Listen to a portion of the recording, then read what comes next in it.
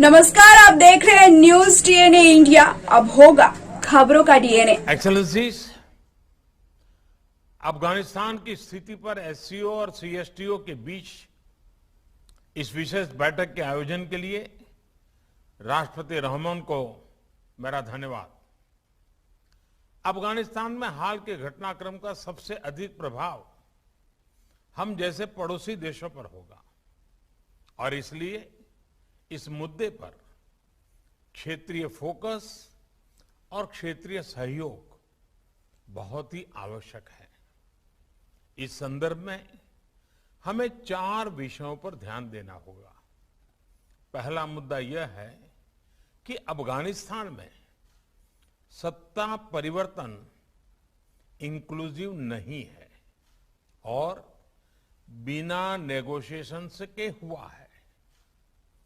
इससे नई व्यवस्था की स्वीकार्यता पर सवाल उठते हैं।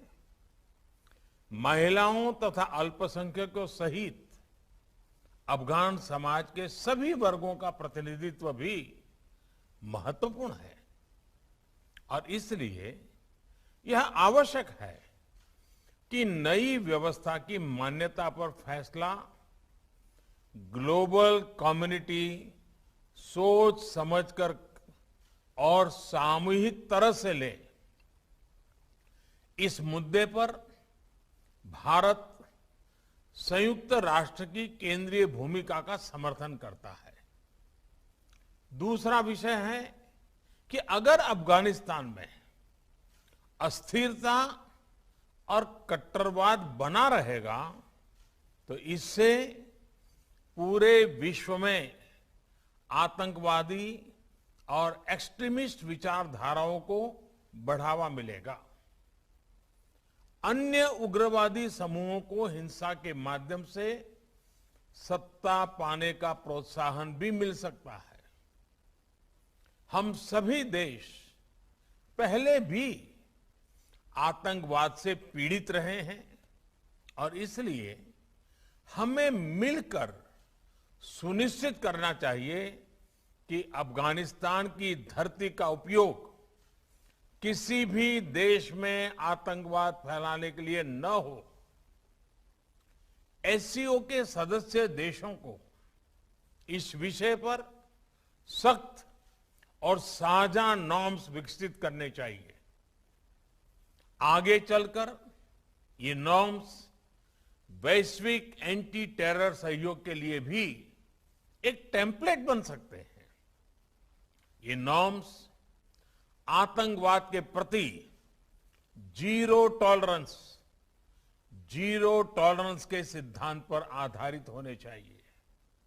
इनमें क्रॉस बॉर्डर टेररिज्म और टेरर फाइनेंसिंग जैसी गतिविधियों पर रोक लगाने के लिए एक कोड ऑफ कंडक्ट होना चाहिए और इनके एनफोर्समेंट की प्रणाली भी होनी चाहिए।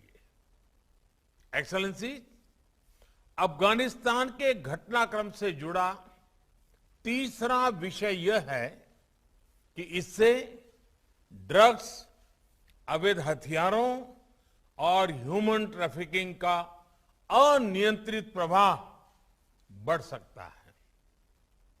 बड़ी मात्रा में एडवांस वेपन्स अफगानिस्तान में रह गए हैं। इनके कारण पूरे क्षेत्र में अस्थिरता का खतरा बना रहेगा।